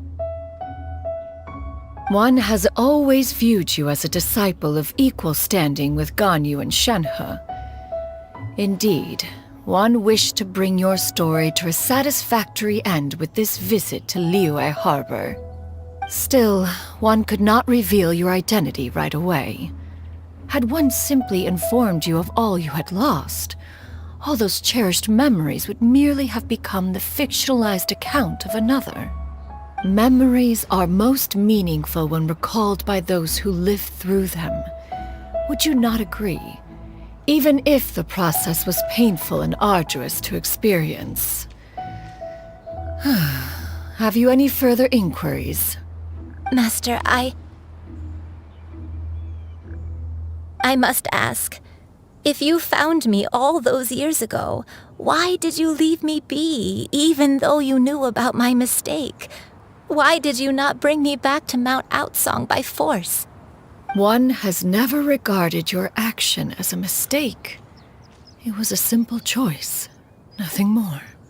When it is time for one's progeny to leave the nest, it is the responsibility of an elder to let them fly free. Yet, when your wings grow weary and the night grows dark, just know that you always have a place to which to return. 'Tis a refuge referred to by many a name in mortal writing. Home, nest, haven. Whatever its denomination may be, its essence remains quite unchanged. One speaks, of course, of a place not unlike one's own abode. One's disciples are free to come and go as they wish, yet the door remains forever open to those who wish to return. One rather hopes you count yourself among them. Thank you. Thank you so much. You and I. One expects you too have sensed the rapid deterioration of your condition as of late. Have you not? 40 years ago, you chose a path without a future. Though one used one's own blood to provide you with a few decades of extra time, it merely delayed the inevitable. One may have extended the path, yet one was unable to alter its final destination. Even the power of an Adeptus has its limits. Had your condition continued to deteriorate, you would have forgotten your life as a human entirely. In the end, you would have turned into a creature lacking in the ability to even comprehend its own monstrousness. Fortunately, you were able to avoid that scenario by reclaiming your memories. Though one sped the process along by providing some guidance, the result is entirely a reflection of your own effort. So, what's gonna happen to Granny? One will help her reclaim her original form as a wild crane. If it be fated, she may recover her sentience one day. She's gotta go back to being a regular crane, huh? Master, you've already done more than enough for me. I don't know how I could possibly repay your kindness. This is a better result than I could have ever hoped for. How much time do I have left? Not long. The transformation is imminent. Granny? Please don't leave, okay? You're all I have left. Please. Don't be sad, dear child. Granny has led a wonderful life. My only regret is having to leave you behind. Don't forget to eat well, okay? A growing young lady like yourself needs lots of good food to grow big and strong.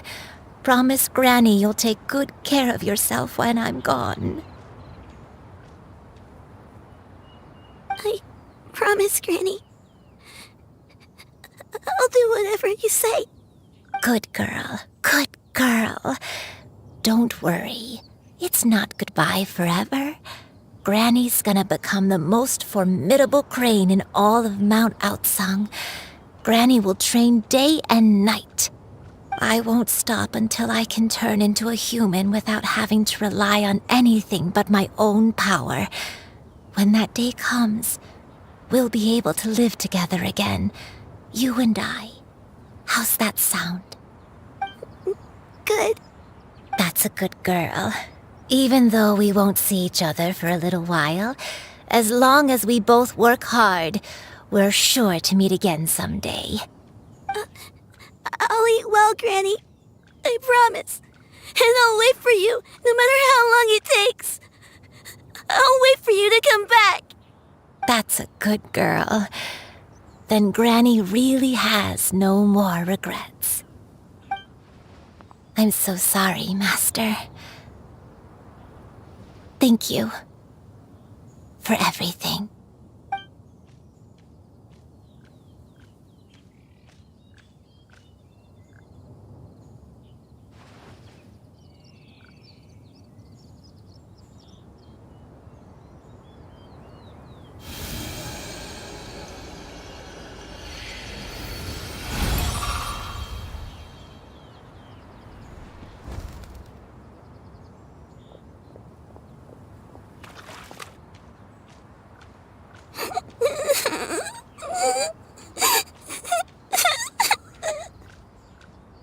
Qiu-Yu.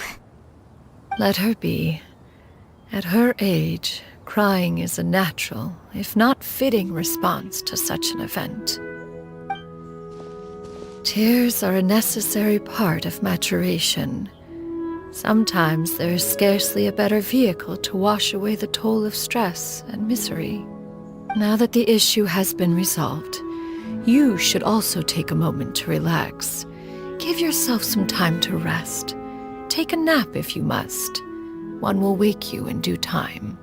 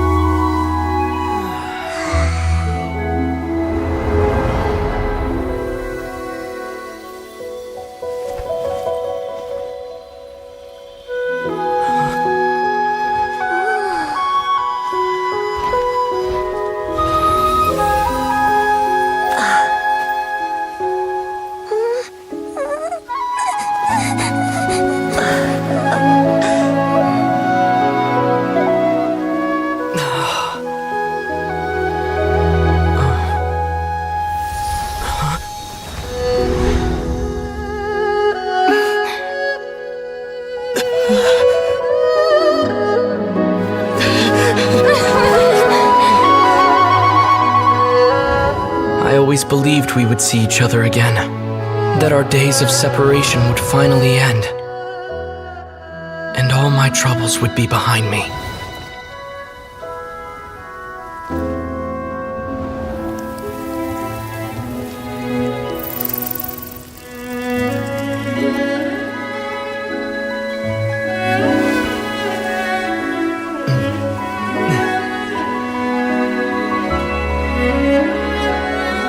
If only things could stay this way forever.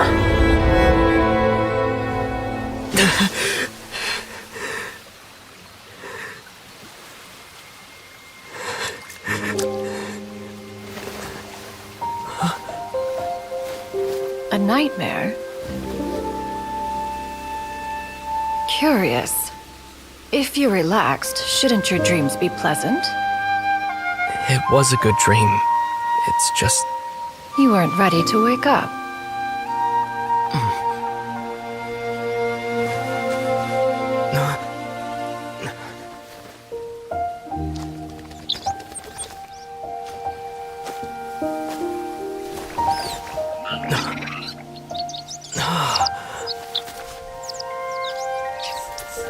Eloquent as one may be, words of comfort are not one's strong suit. You are doing all you can. One can see your strength of will, your fearlessness in the face of danger. And so, whatever your dream may be, one believes that you shall achieve it. Of course, whenever the perils you face overwhelm you, or you become weary, one is always here for you. After all, as an elder, it is only right to look out for the young ones.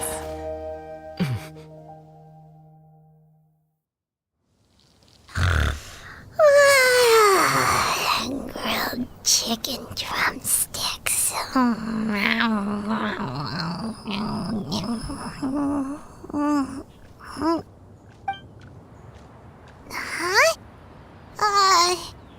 Was Paimon sleeping just now?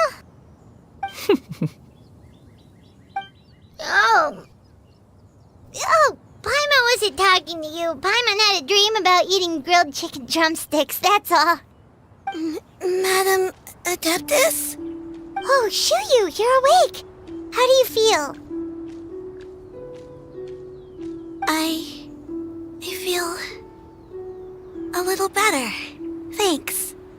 I know I'll see Granny again someday, so I don't feel so sad anymore. Madam Adeptus, could I ask you something? Would you take me in as a disciple? Oh, and have you reasons for this sudden interest? I know Granny thought what she did back then was wrong. She felt really bad about it. But without that mistake, I would have never been born. Even though Granny lost her memories, she never forgot to show me how much she loved me. So, I thought maybe one day I could become a cool Adeptus like you and help a whole bunch of people, just like Granny wanted to do. Upon some reflection, one supposes you are no mere mortal. The fact that Yuendai's blood flows through your veins is proof enough of that. If this is what you desire, one shall make it so. Thank you so much, Madam Adeptus. No, I mean, Master. Shuyu, are you sure about this? Paimon's gonna let you in on a little secret. We've seen Cloud Retainer's 2 other disciples, and they pretty much eat nothing but bitter herbs like Genshin and violet grass.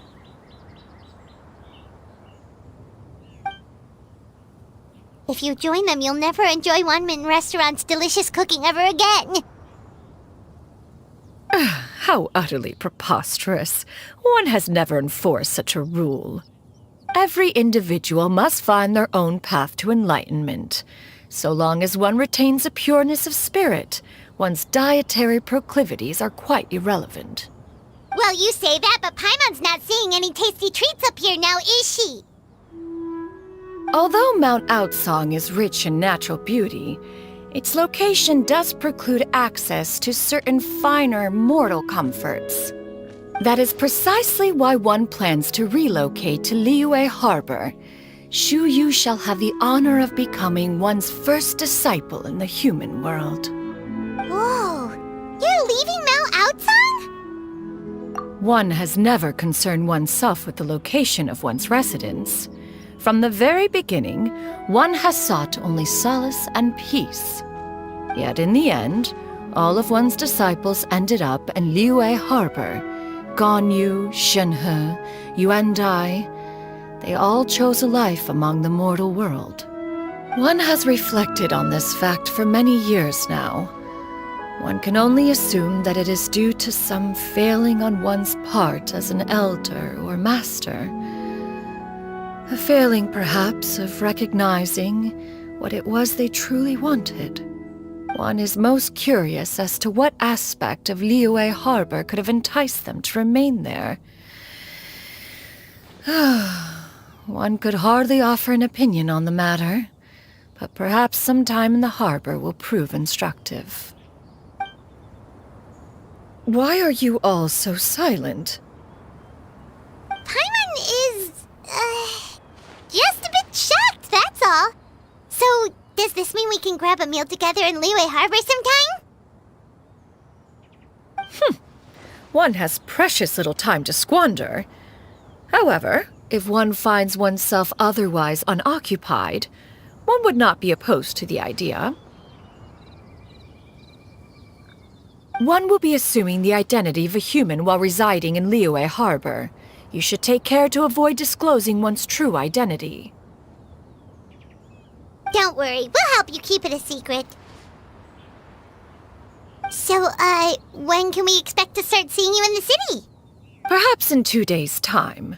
One has some matters to see to before one's departure. Preparation is the key to success, after all. One plans to put up various items from one's collection for sale. The earnings should provide for a comfortable living in Liyue Harbor. One has already picked out a handsome property near Chuhu Rock.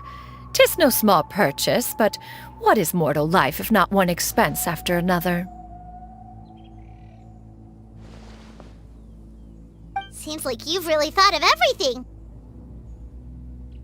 Then how about we meet up in Liyue Harbor in 2 days? A sensible plan. See you then. Oh, also, why don't you take this suspense somnium mechanism as a souvenir? Anytime you should feel ill at ease in the future, you may try quieting your mind and sitting in meditation as you listen to its melodies. It might help you find a new perspective. Awesome! Thanks, Cloud Retainer! Hey, didn't we promise Shincho that we'd tell him what we found out? Should we make a trip to the Feiyun Commerce Guild? It's totally up to you. By the way, Shuyu, we have a friend who helped us learn a lot of information about your granny. Is it okay if we tell him the full story? Sure, I don't think Granny would mind. As long as you don't tell a whole bunch of people. I don't think she'd want too many people to know. They might go to Mount Outsong and start bugging her about it. Granny needs to focus on her training, you know? But telling a friend or two is probably fine. No worries, our friend can keep a secret.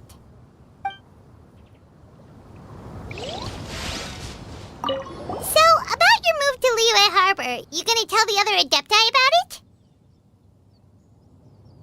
I have left an explanatory note in my abode. Those 2 old fossils will discover it, I am sure, should they come seeking my company. Considering their recent penchant for going off on private escapades, however, I find myself caring little for how they shall receive this news.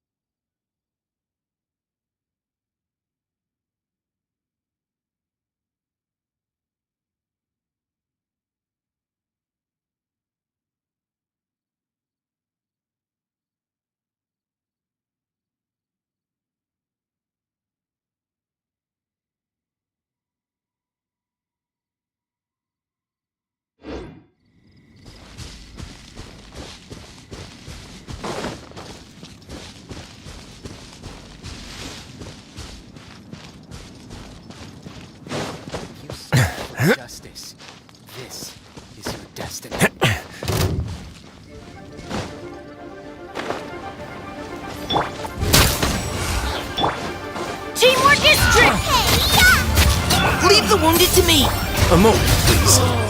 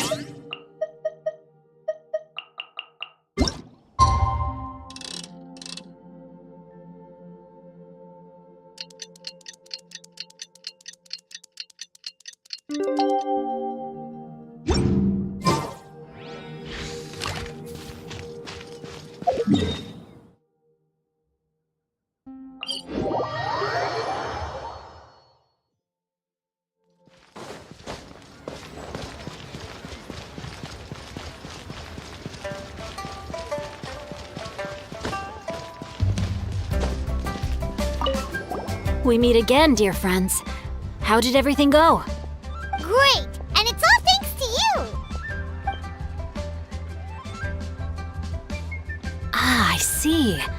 So the stories didn't get it right after all. Even though she was a celebrated heroine, she had to bear a heavy burden that most could not hope to understand. Thank goodness for the help of that Adeptus. At least she was able to recover what she had lost. Although I cannot claim to know exactly how their story will unfold from here, I trust the ending will be a happy one. Those united in a common purpose always find a way back to each other in the end. Thank you for helping me fill in the gaps. And don't worry, I'll keep this all to myself. It's not my story to tell, after all.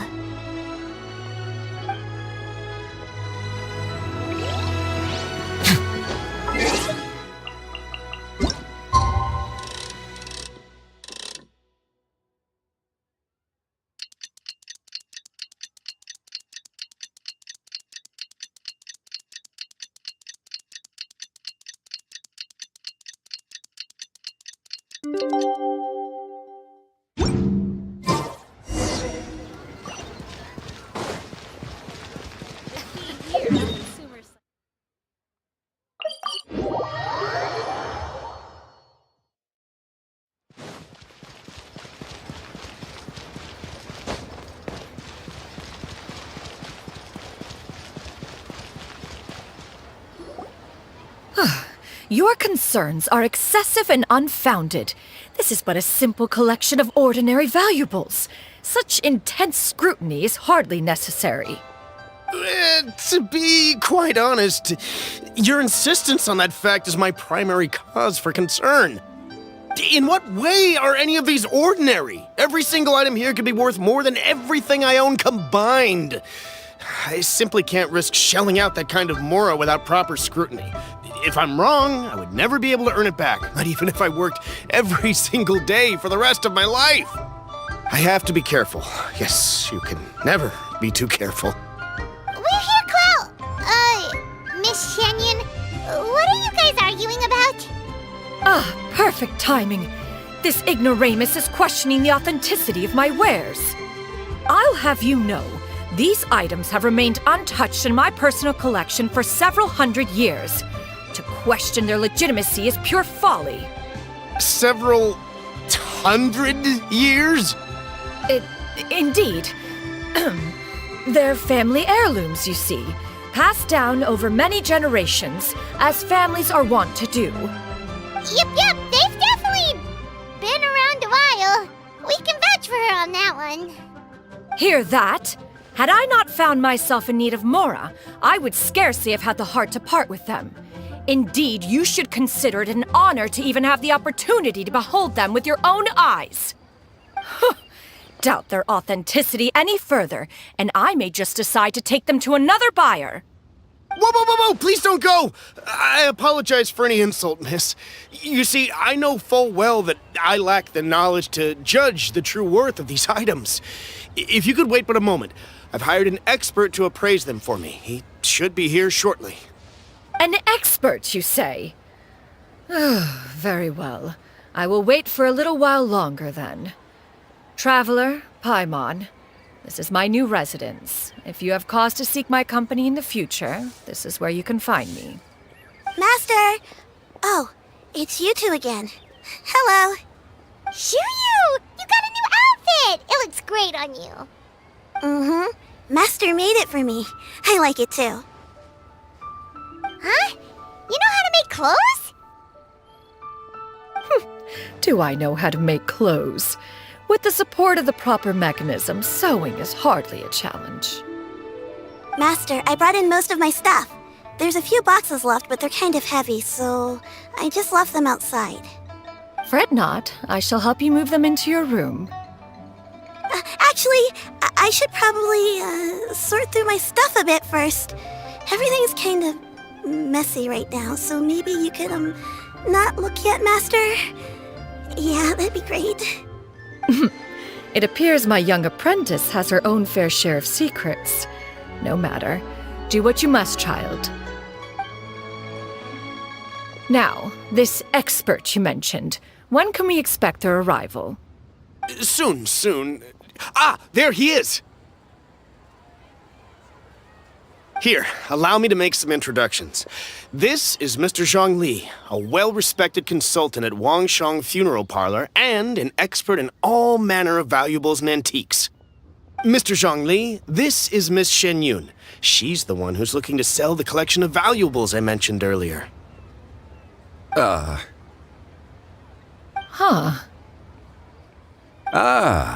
If it isn't Miss Shen Yun. It has been quite some time since our last meeting. What a serendipitous reunion. Indeed, most serendipitous. Have you been faring well as of late, Mr. Zhang Li? Quite well, thank you. I was fortunate enough over the past few days to enjoy both a stroll in the mountains and a fresh brew of tea from the most recent harvest. The experiences left me with such insight and peace. Huh. So you two are already acquainted? Indeed. How fortunate we are that fate has brought us together again. If you are otherwise unaware, allow me to inform you that Miss Shen Yun is a well-regarded collector and appraiser. She is well-versed in all fields and oft-celebrated for her impeccable taste. You stand to gain much from this opportunity. You are too kind, Mr. Zhang Li. True collectors pride themselves on their wealth of knowledge and eye for detail. I can say without a doubt that you are foremost in that regard. Why, you flatter me, Miss Shenyun. It would seem that you are as self-effacing as ever. Not at all, Mr. Zhongli. Not at all. While I am loath to butt into this conversation, I must ask, you two already knew each other, and you seem to have quite a cordial relationship. Can I be certain that you're not working together to swindle me? I mean, you never know. Huh! A preposterous accusation!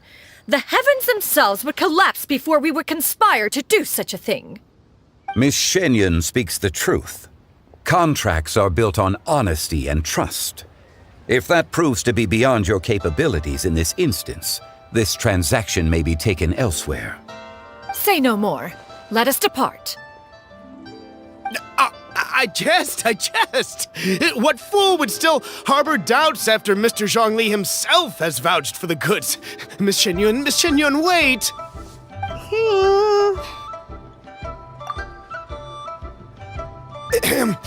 I deeply apologize for doubting you.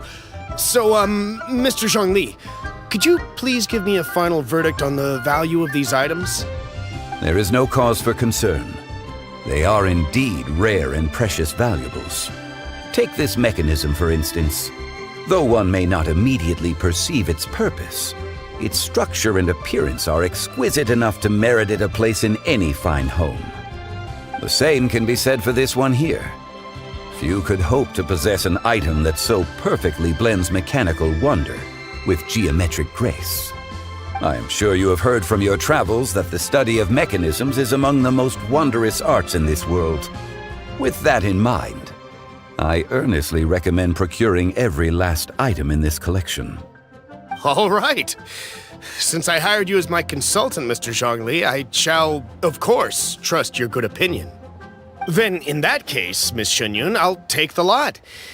However, since the final sum is quite large, how about we start with an initial deposit through the Northland Bank?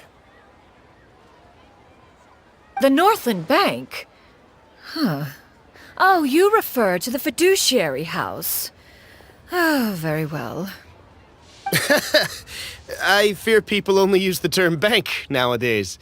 In that case, I'll be off for now. I'll return to collect the goods once you've received the funds.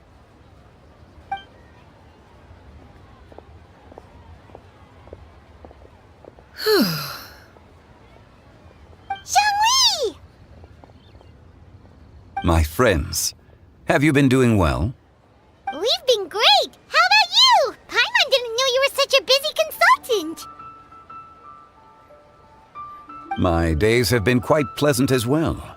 I had been quietly enjoying a cup of tea when Mr. Xiaozu requested my services. As for you, Miss Shenyun, I presume you must be looking to settle in the city? I must say, the name Shenyun sounds exceedingly strange coming from you.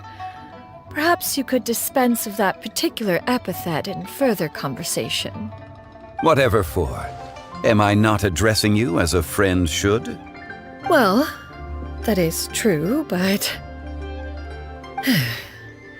Alas, refer to me however you will. After all, a name exists such that others may address you with it. One is hardly ignorant of that fact. It would seem that you have gained many valuable insights over the years, Cloud Retainer. One has indeed. One's previous stays were all brief. Now that one has made up one's mind to move and settle, one has gained a much better appreciation of the hubbub and commotion of the city, as well as the people's hard work and ardor.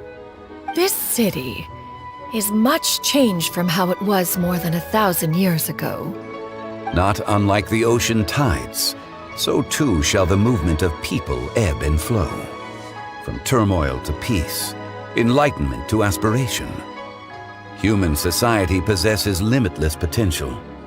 In another 1,000 years, the scene we witness here may change in ways that are impossible for either of us to imagine. Alright, that's enough reflection for one day. No need to get all sentimental on us. You make a valid point, Paimon.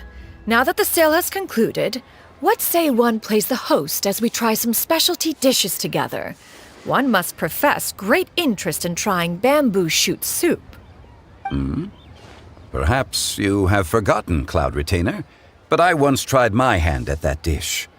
You were at the table on that occasion, so logic dictates that you should have already tried it. Oh? What occasion was this? It was a reunion between friends several centuries ago.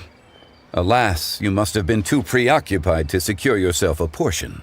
Or perhaps our other companions simply availed themselves of faster reflexes on that occasion. Hardly. 'Twas most certainly out of consideration for the others in attendance. In but a moment, one will show you what it means to have a true deftness of hand. It is settled then. Bamboo shoot soup, mora meat, crab roe tofu, triple-layered consommé. We shall enjoy the lot. One has already passed word to Shenhe and Ganyu to make a reservation. It is prime time for them to meet one's newest disciple. Is that agreeable to everyone? It should be a most splendid occasion. Shu Yu, come now, it is time to dine. Ah, this gentleman over here is Mr. Zhang Li. He is, A humble employee of Wangsheng Funeral Parlor. Pleased to make your acquaintance. Nice to meet you too, Mr. Zhengli. That should be everyone, right? Let's go! Sounds good! Actually, Master, have you ever tried Adeptus' temptation? I heard it's impossible to stop eating after even just one bite. You know, 'cause it's super tempting and stuff.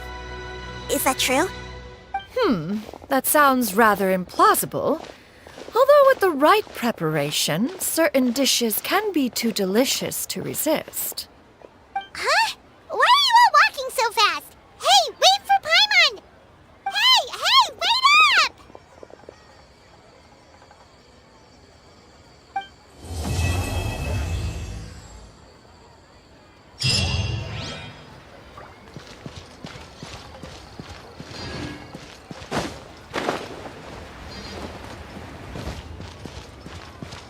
Try something new at the Wanmin restaurant. Nero's really got a lot going for it.